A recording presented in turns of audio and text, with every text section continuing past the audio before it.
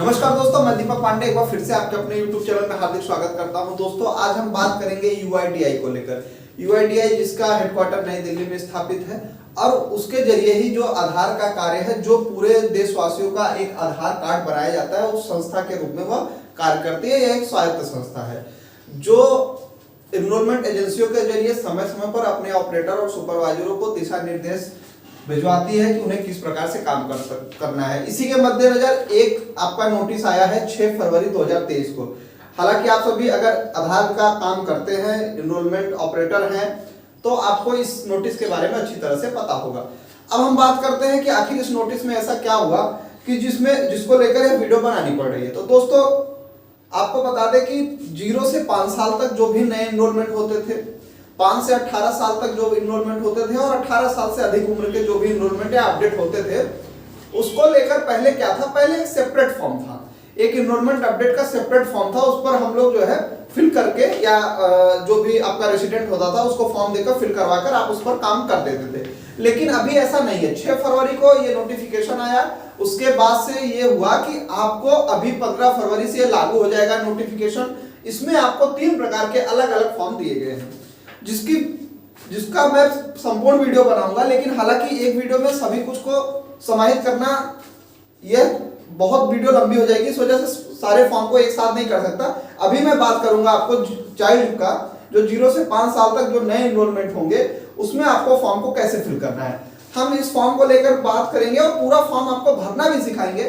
आप थोड़ा सा भी ना घबराए, पूरे फॉर्म को सही तरीके से भरना सिखाएंगे। हालांकि अभी नया फॉर्म है तो बहुत से ऑपरेटर के मन में जो है एक शंका बनी हुई है कि भैया हम इस पर काम कैसे करेंगे। तो आपको एकदम घबराने की जरूरत नहीं है। कुछ मोटे मोटे जो पॉइंट्स हैं उनको मैं बता दूं कि आखिर इसमें बड़ा बदलाव क्या हुआ है। देखिए 0 से 5 साल तक के जो चाइल्ड एनरोलमेंट होता था, चाइल्ड एनरोलमेंट में आपका जो है अभी क्या है, अलग फॉर्म यूज होगा। 5 साल से 18 साल तक जो बच्चों का अपडेट होता था या इनरोलमेंट मान लीजिए या जो बायोमेट्रिक होता था, उसमें आपका एक अलग सेपरेट फॉर्म यूज होगा। और वही चीज आपका 18 प्लस आपका एक न्यू फॉर्म आया है। अभी हम बात करते हैं चाइल्ड इनरोलमेंट में। तो चाइल्ड इनरोलमेंट अपडेट फॉर्म में अगर आपको बात करें कि 0 से 5 साल में, तो इसमें एक मोटा परिवर्तन ये हुआ है कि पहले क्या होता था कि दोस्तों हम बात कर रहे थे पेरेंट्स के बारे में, जिसमें फादर और मदर शामिल होते हैं। अब इसमें क्या है कि बड़ा बदलाव ये हुआ है कि फादर और मदर दोनों का आधार नंबर जो है आपको फिल करना जरूरी है। आधार नंबर यहाँ पे बोथ पेरेंट्स का चाहिए। अब बात ये आती है कि अगर बोथ पेरेंट्स का आधार नंबर ले रहे हैं तो क्या बोथ पेरेंट्स का उनको जो है बायोमेट्रिक भी अपना देना पड़ेगा, जो फिंगर? नहीं, ऐसा नहीं है। वहां पर एक पेरेंट्स जो मौके पे आए होंगे उनका जो है बायोमेट्रिक आपको करवाना HOF बेस में जरूरी होता है, वही आपका प्रोसेस पुराना ही रहेगा। अब आगे बात करते हैं, अगर ये मदर और फादर नहीं है, पहले क्या होता था, गार्जियन आ गए ब्लड रिलेशन में, अंकल आ गए, दादा आ गए, उनका भी जो है हम लोग बायोमेट्रिक ले लेते थे। लेकिन अभी क्या है कि अभी उनका सब बायोमेट्रिक लेने के लिए उनको रीजन बताना पड़ेगा। आपके फॉर्म में वो जिक्र करना पड़ेगा कि अगर माता पिता नहीं आए हैं, गार्जियन का आप जो है बायोमेट्रिक ले रहे हैं HOF बेस में, तो क्यों ले रहे हैं, उसका रीजन बताना पड़ेगा। क्या इनकी डेथ हो गई है या कोई और कारण है, क्या ये बाहर रहते हैं, तो इसके बारे में आपको वहां पर जो है उस फॉर्म में जिक्र करना होगा। एक बड़ा बदलाव आपका ये हुआ। दूसरे की बात करें अगर, तो दूसरा बड़ा बदलाव ये हुआ कि हालांकि आप सभी जानते होंगे, कई बार देखे होंगे कि जो भी हम ऑपरेटर्स के पास या सुपरवाइजर के पास जो भी बर्थ सर्टिफिकेट आते थे, तो उसमें लिखा रहता था बेबी ऑफ रानी दुबे। क्योंकि ऐसा क्यों होता था? ऐसा इसलिए होता था कि गवर्नमेंट हॉस्पिटल में या कहीं भी अगर बच्चा पैदा होता था, तुरंत उसके गार्जियन जो है उसका नामकरण नहीं कर पाते थे। तो वहां से जो बर्थ सर्टिफिकेट जारी होता था उसमें लिखा रहता था बेबी ऑफ रानी दुबे या बेबी ऑफ पर्टिकुलर जो भी नाम मदर का रहता था वो लिखा रहता था। लेकिन अभी ऐसा बर्थ सर्टिफिकेट नहीं चल पाएगा, इसको पूरे सिरे से खारिज कर दिया गया है। अब इसको लगाकर आप इनरोलमेंट नहीं कर सकते। ये चीजें आपको ध्यान में रखनी है। बहुत से लोग मानते हैं, बहुत से ऑपरेटर मानते हैं कि अरे फॉर्म बदल गया है तो क्या हुआ, हम तो पुराने फॉर्म पे काम करेंगे। ये बहुत ही गलत है। आपको पुराने फॉर्म पे बिल्कुल काम नहीं करना है। जैसा UIDAI का गाइडलाइन होता है आपको उसके अनुसार कार्य करना है। अगर आप उसके अनुसार कार्य नहीं करेंगे तो आपको दो प्रॉब्लम्स आएंगी। दो प्रॉब्लम्स की बात करें, एक तो आपका जो है एनरोलमेंट का जो रिक्वेस्ट है अगर आप डालते हैं तो वो रिजेक्ट होने का चांस है। दूसरा चीज आपका सस्पेंशन का भी चांस बन जाएगा अगर आप गाइडलाइन के अनुसार कार्य नहीं करेंगे, उनके बताए अनुसार आप जो है फॉर्म को फिल नहीं करेंगे, डॉक्यूमेंट्स को अपलोड नहीं करेंगे। तो अब हम चलते हैं, आपको बताएंगे पूरा सिरे से बताएंगे कि आप किस तरीके से फॉर्म को फिल करेंगे। एक एक पॉइंट से आपका जिक्र होगा। वीडियो आपको पसंद आएगी तो वीडियो को लाइक करना ना भूलिएगा।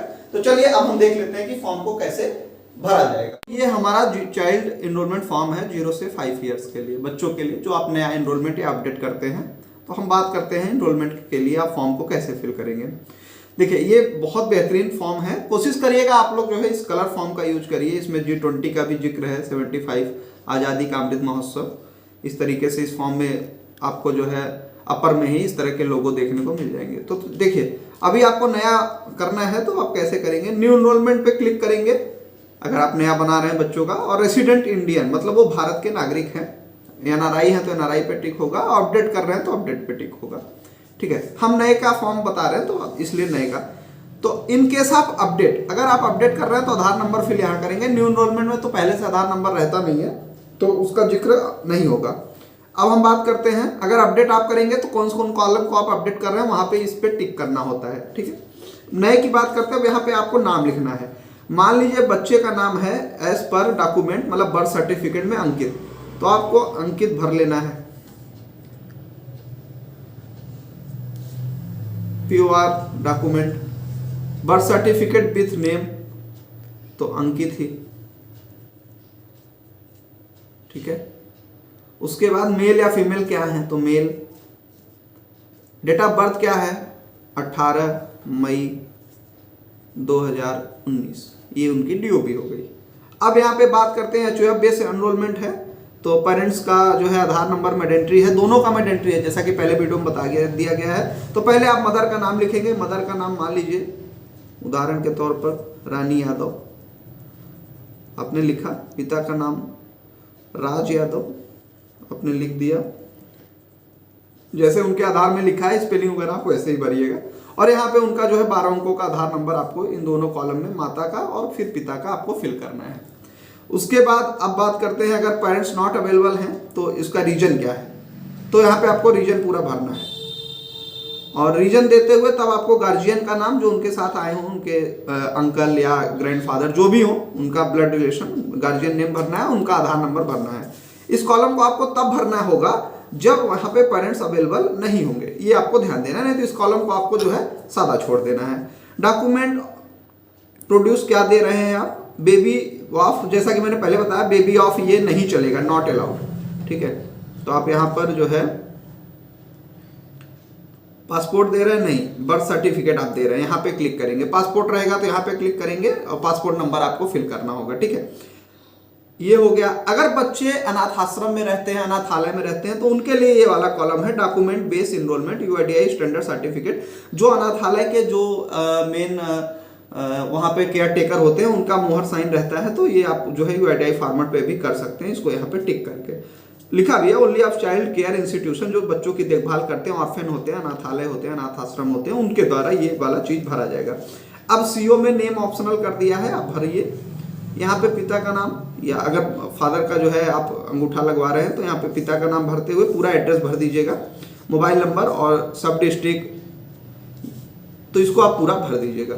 ठीक है, आपको कोई दिक्कत नहीं होगी। यहाँ पे मोबाइल नंबर भर दीजिएगा साफ साफ। ईमेल अगर आप भरना चाहें तो भर सकते हैं, नहीं तो आप इसको खाली भी छोड़ सकते हैं। पिन कोड मैंडेटरी है, पिन कोड आपको भरना जरूरी है। ठीक है, एड्रेस भी आपको भरना है।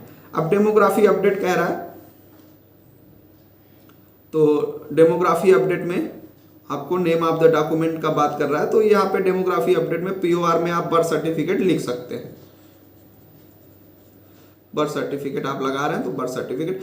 अब कोई भी नया एनरोलमेंट अगर आप बच्चों का करते हैं 0 से 5 साल, तो ध्यान दे लीजिए कि आपको जो है सिर्फ और सिर्फ बर्थ सर्टिफिकेट का यूज करना है। यहाँ पे कुछ जो है कंडीशंस दी हुई हैं जो उनके पेरेंट्स जो है अपना आधार लगाते हैं उसको लेकर कि मेरे द्वारा दी हुई सभी जानकारी सही है, अगर सही नहीं है तो एक्ट और रूल के हिसाब हमारे खिलाफ कार्रवाई की जा सकती है। वेरीफायर स्टैम्प की बात करें तो यहाँ पर जो है जो भी ऑपरेटर सुपरवाइजर है, जो भी संस्थान है उसकी मुहर होगी, उसके बाद जो ऑपरेटर वहाँ पे काम कर रहा है उनका वो उसके साइन होने। यहाँ पे पेरेंट्स का साइन होना है, जो भी आपका जो है थंब लगाएंगे उनका साइन होना है। डेट ऑफ एनरोलमेंट भरना है साफ साफ, ठीक है। इस तरीके से आपका पूरा फॉर्म भर जाएगा। एड्रेस सेक्शन हमने नहीं भर के दिखाया, नहीं तो बाकी हमने आपको सब कुछ बताया। एड्रेस सेक्शन आप अपने अनुसार भर सकते हैं, वो उतना काम आप कर लेंगे। डेट ऑफ एनरोलमेंट जो भी डेट होगी आपको वो डेट को डाल देना है, ठीक है। बहुत सिंपल सा फॉर्म है, इसमें थोड़ा सा भी घबराने की जरूरत नहीं, आप आसानी से इसको कर सकते हैं। इसके बाद हम आपको 5 से 18 और 18 प्लस अलग वीडियो लेके आएंगे, उसमें बताएंगे आप फॉर्म को कैसे फिल करेंगे। मिलते हैं आपसे जल्दी एक नई वीडियो में, तब तक